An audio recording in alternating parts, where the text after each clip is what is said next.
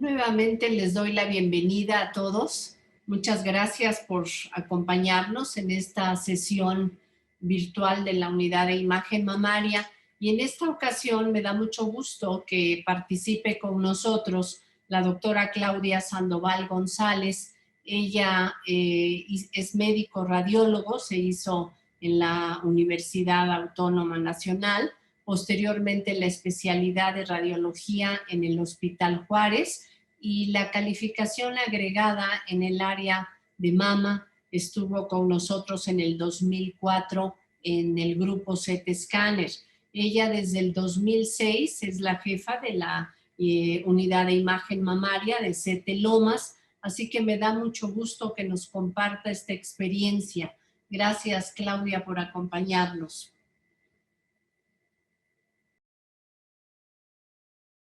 Compartir la experiencia acerca de la patología mamaria en el hombre en CT Scanner Lomas Altas, igual de importante que la patología mamaria de la mujer. Los objetivos de esta plática es que podamos revisar la patología benigna y maligna para poder realizar un diagnóstico temprano, un tratamiento oportuno, además de conocer los criterios apropiados del Colegio Americano de Radiología en la evaluación de los síntomas en la mama masculina.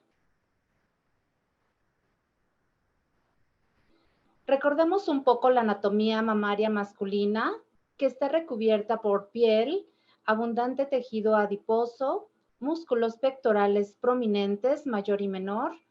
Vamos a tener escasos elementos estromales, ductos atróficos y no vamos a encontrar unidades lobulillares. El rol de las hormonas juega un papel muy importante para el desarrollo del tejido mamario y por lo tanto la patología.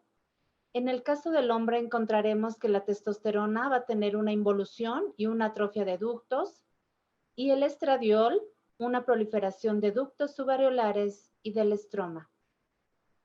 En el caso de la mujer encontraremos que los estrógenos producen una proliferación ductal y una ramificación de los ductos, y la progesterona, el desarrollo de las unidades ductales lobulillares terminales.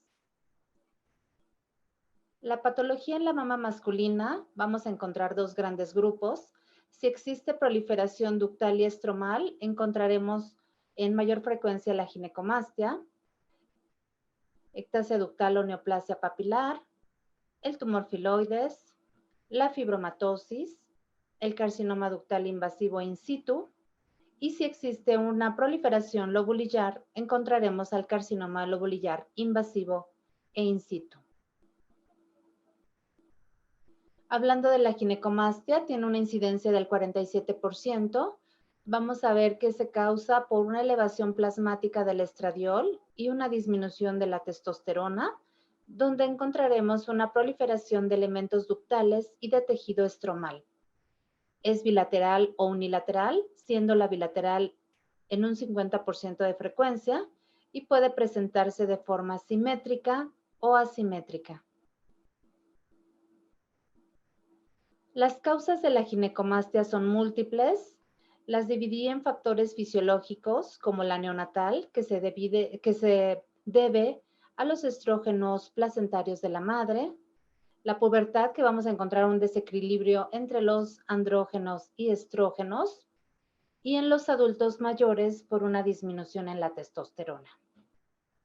Existen otras enfermedades que provocan un exceso de estrógenos, como los tumores testiculares y extratesticulares, como el hepático, el renal o de suprarrenales, enfermedades endocrinas como el hipo o hipertiroidismo, aquellas que nos van a producir una carencia androgénica, como el envejecimiento, el hipogonadismo primario y el secundario. Una de las principales causas de la ginecomastia son los medicamentos, aquellos que actúan a través de una actividad estrogénica, como los corticosteroides, los anabólicos en estos pacientes que utilizan para ejercitarse, medicamentos para el tratamiento del cáncer de la próstata, la digital y drogas. Aquellos que nos producen una inhibición en la síntesis de la testosterona, como principalmente los inhibidores de la bomba de protones, y otros como el diazepam, la fenitoína, la espironolactona, la vincristina, el metotrexato y algunos otros medicamentos que van a tener un mecanismo idiopático. En primer lugar, hablaremos de la pseudoginecomastia, que se trata de un aumento exclusivamente del tejido adiposo. Este es un paciente de 32 años que acude por un aumento de volumen bilateral. Tenemos aquí proyecciones craneocaudales y oblicuas, donde vemos absolutamente desarrollo de tejido adiposo, músculos pectorales prominentes y ganglios con morfología benigna. Esta es una ginecomastia neonatal, es muy raro encontrarla. Es un paciente de 3 meses con lactancia materna, con aumento de tamaño retroareolar y galactorrea. Estamos viendo aquí un nódulo heterogéneo con áreas quísticas y múltiples detritus en el interior que se comunican hacia un ducto. Esta es la mama contralateral del mismo bebé, donde también vemos desarrollo de tejido glandular por las hormonas maternas. Se conoce también esto como leche de bruja y se resuelve espontáneamente. Los datos clínicos de la ginecomastia se van a caracterizar por una masa dolorosa, subareolar, concéntrica, móvil y compresible. Las manifestaciones mastográficas van a ser 3 básicamente. La más frecuente, la nodular. En segundo lugar, tendremos la fibrosa o dendrítica y menos frecuente la difusa glandular. La ginecomastia nodular, encontraremos que en la mastografía tendremos un tejido glandular redondeado o con morfología en abanico, y en el ultrasonido encontraremos un tejido hipoecoico, central o tubular. Este es un paciente de 28 años con dolor mamario y aumento de volumen. Estamos viendo que en las regiones retroareolares tiene tejido glandular de forma simétrica y corroborada en el ultrasonido como una imagen hipoecoica, circunscrita, subareolar. La ginecomastia fibrosa o dendrítica, mastográficamente tendremos bandas fibrosas, festoneadas y el signo de la llama o de la flama de fuego. En el ultrasonido encontraremos bandas hipoecoicas, serpentiginosas, tubulares, que se extienden hacia los cuadrantes superoexternos. Esta es la forma de la llama, es como el tejido glandular se entremete en el tejido adiposo y forma estas líneas. Este es un paciente de 65 años con nódulo palpable retroareolar y evidentemente encontramos aquí una ginecomastia asimétrica derecha.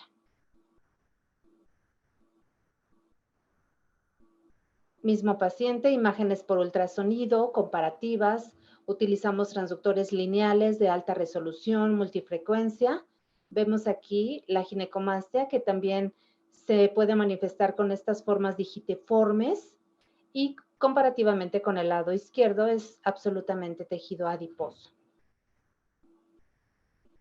La ginecomastia difusa o glandular, la menos frecuente, es un tejido subareolar heterogéneo, difuso y muy similar a la patología, a la mama femenina. Va a tener componentes glandulares y nodulares. Este es un paciente de 28 años con aumento de volumen en la región retroareolar bilateral. Vemos el abundante desarrollo de tejido glandular y corroborado en el ultrasonido. Ginecomastia del adulto, muy frecuente por este desequilibrio androgénico. Paciente de 64 años con dolor y aumento de volumen retroareolar y absolutamente tejido adiposo en el lado izquierdo. Imágenes por ultrasonido, escala de grises y Doppler color, donde vemos algunos trayectos vasculares. Existe otro desorden del desarrollo sexual que se llama testículo feminizante. Paciente con estímulo hormonal de 48 años, que es un tejido mamario muy similar al de la mujer. Vemos estas grandes cantidades de tejido glandular. Dentro de las lesiones benignas, lo más frecuente vamos a encontrar lipomas, lesiones como quistes de inclusión epidérmicos, abscesos, ganglios linfáticos, ectasia o papiloma intraductal, hematomas y necrosis grasa, y menos frecuente, un PASH, una fibrosis focal, schwannoma o alguna malformación arteriovenosa. Siendo la patología más frecuente el lipoma, vemos un nódulo fusiforme con eje mayor paralelo a la piel, isoecoico a los lóbulos grasos, y se trata de un paciente que acudió por aumento de volumen y nódulo palpable. Quiste sebáceo en un paciente de 65 años. Vemos una lesión quística en el plano subcutáneo, en la mama derecha, corroborado mastográficamente, proyecciones MLO y cráneo caudal. El absceso mamario en un paciente de 40 años. Vemos una lesión multiloculada con detritus móviles.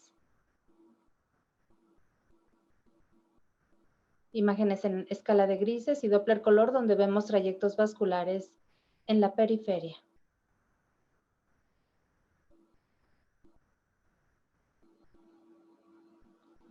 Este es un absceso por estafilococos en un paciente de 41 años. En él existía prurito y eritema en la piel, donde vemos este engrosamiento en la piel de la areola. Paciente de 20 años con un ganglio intramamario derecho asociado a una ginecomastia bilateral.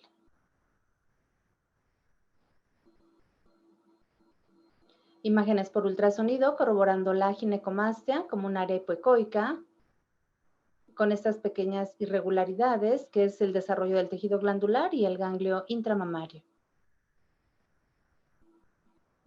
Este es un paciente de 36 años con ectasia ductal. Vemos múltiples detritus en el interior.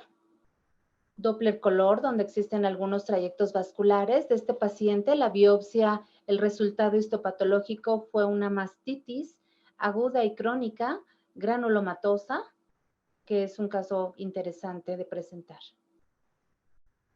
Este mismo paciente, las proyecciones medio lateral oblicuo, donde estamos corroborando la presencia de tejido glandular asociado a la ectasia, antes señalado. Este es un caso, una aportación de la doctora Veronique. La morfea es una enfermedad autoinmune muy rara porque se presenta más en mujeres que en hombres. Se trata de placas en piel de tipo violáceo que ocasionan un engrosamiento en los tejidos blandos. Entonces tenemos aquí una imagen extendida de la piel donde vemos aumento difuso en la ecogenicidad con algunas áreas hipoecoicas. Y aquí en el Doppler color, algunos trayectos vasculares. Acerca del cáncer de mama en el hombre, vamos a encontrar diversos factores de riesgo, ya señalados anteriormente, y el total de los cánceres de mama es menos del 1%, y solo de estos, el 6% se va a presentar en varones menores de 40 años, y el 1% en menores de 30. La edad promedio de presentación son los 60 años. Este es un caso de un paciente con una masa excéntrica, con retracción del pezón y galactorrea. Estas son sus proyecciones medio lateral oblicua, donde vemos en el lado derecho desarrollo de tejido glandular y en el lado izquierdo una masa con incremento en la densidad, con formaciones de algunas espículas. El ultrasonido nos demuestra un nódulo con vascularidad central, con bordes microlobulados en relación a un cáncer mamario. Menos frecuente, el cáncer ductal in situ. Esta es una revisión del Radiographics, donde vemos una lesión retroareolar, existe engrosamiento de la areola, galactorrea y vemos la presencia de microcalcificaciones.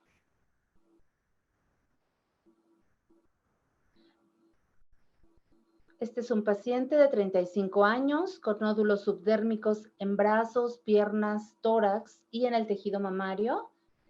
Iniciamos con el ultrasonido donde vea una imagen quística con múltiples detritus en el interior, corroboradas en las proyecciones mastográficas. Este paciente se le realizó biopsia y el resultado fue compatible con linfoma.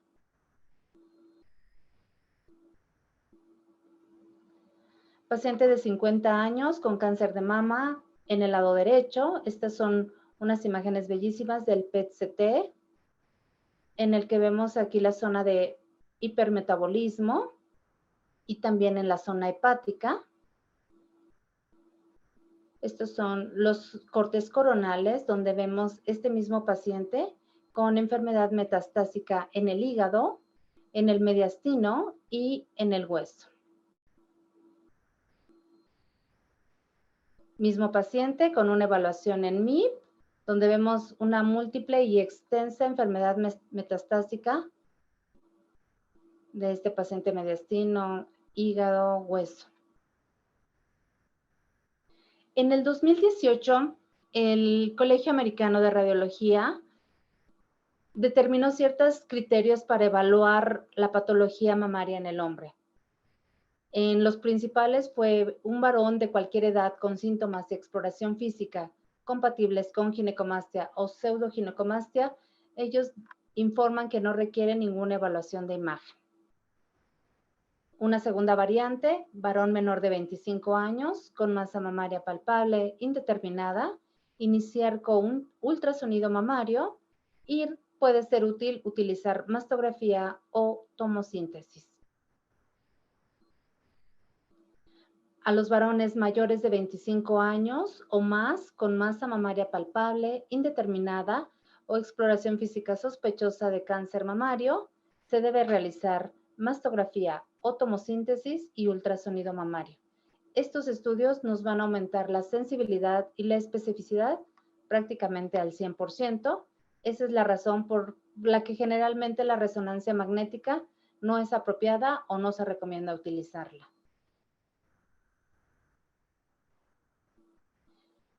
Acerca de las conclusiones, todas las lesiones mamarias en varones son importantes, siendo la ginecomastia la patología benigna más frecuente, sin dar importancia a que cualquier otra lesiones pueden ser de otro tipo de origen. La correlación clínico-radiológica es importantísima, el uso de los medicamentos, la historia clínica, y aplicar los criterios recomendados por el Colegio Americano de Radiología también va a ser una parte importante. Y en casos especiales, realizar estudios funcionales y de medicina molecular, especialmente para la etapificación. Al final te das cuenta que lo pequeño es lo más importante. Creo que es una frase que representa toda la patología mamaria, no solo masculina, sino también femenina. El detalle de este tipo de estudios, evaluar lo minúsculo, las microcalcificaciones, las asimetrías, los nódulos, nos van a hacer que tengamos diagnósticos más tempranos y tratamientos oportunos. Muchas gracias a todos por estar aquí con nosotros y a todos los que participaron en la colaboración de estos casos.